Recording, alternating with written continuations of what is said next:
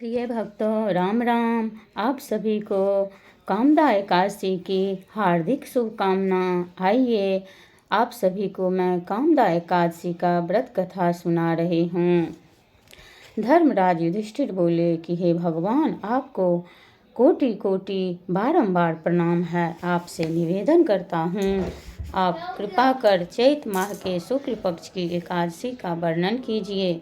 श्री कृष्ण भगवान बोले कि हे राजन, आप एक पुरानी कथा सुनिए जिसको राजा दिलीप ने वशिष्ठ जी से कही थी। राजा दिलीप ने पूछा कि गुरुदेव, चैत माह के कृष्ण पक्ष की एकादशी का क्या नाम है? इसमें किस देवता की पूजा होती है तथा इसकी विधि क्या है? सो सब कहिए। महर्षि वशिष्ठ जी बोले कि हे राजन, चैत माह के शुक्ल पक्ष की एकादशी का नाम कामदा है। यह पापों को नष्ट कर देती है और पुत्र की प्राप्ति होती है। इसके व्रत से कुयोनि छूट जाती है और अंत में स्वर्ग की प्राप्ति होती है। अब मैं इसका महात्म कहता हूँ, ध्यान पूर्वक सुनो। प्राचीन काल में एक भोगीपुर नामक नगर में पुंडरीक नामक एक राजा राज्य करता था। वहाँ अनेकों अप्सरा, गंधर्व, किन्नर आदि वास करते थे। उसी जगह ललिता और ललित नाम के दो स्त्री पुरुष अत्यंत वैभवशाली घर में निवास करते हुए विहार करते थे। एक समय राजा पुंडरीक गंधर्वों सहित एक सभा में क्रीड़ा कर रहे थे। उस जगह ललित गंधर्व भी उनके साथ गाना गा रहा था और उसकी प्रियतमा ललिता उस जगह नहीं थी। इससे वह उसको याद करने के कारण अशुद्ध गाना गाने लगा। नाम राज करकोटक ने राजा पुंडरीक से इसकी चुगली कर दी। इस पर राजा पुंडरीक ने ललित को शाप दे दिया कि अरे दुष्ट, तू मेरे सामने गाता हुआ भी अपनी स्त्री को स्मरण कर रहा है। इससे तू कच्चे मांस और मनुष्यों को खाने वाला राक्षस हो जा।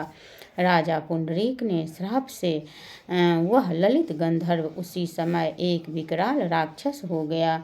उसका 8 योजन का शरीर हो गया। राक्षस हो जाने पर उसको महान दुख मिलने लगे और अपने कर्म का फल भोगने लगा।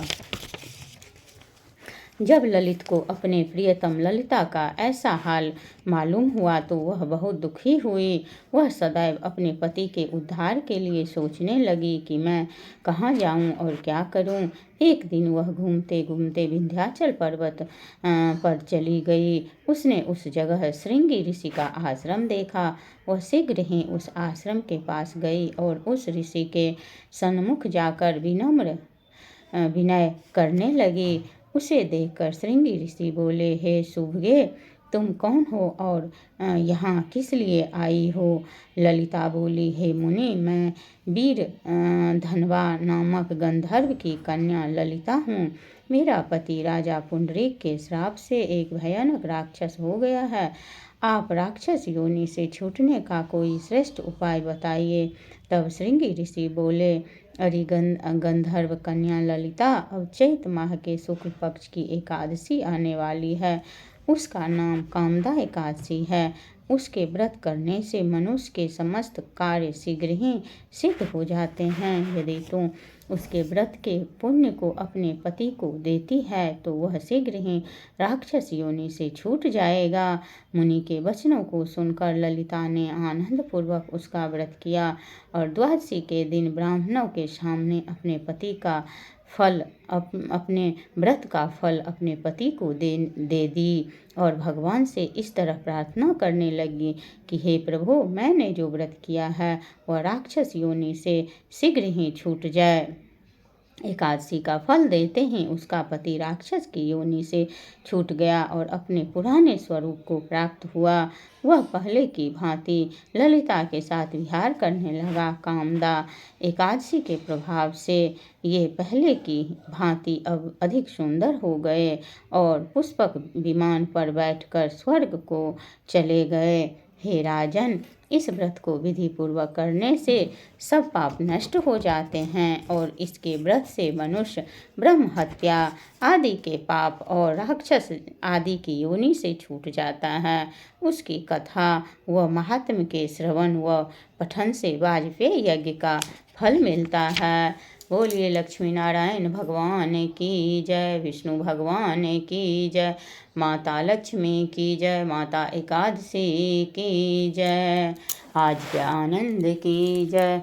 श्रीमन्नारायण नारायण नारायण, लक्ष्मी नारायण नारायण नारायण, श्रीमन्नारायण नारायण नारायण।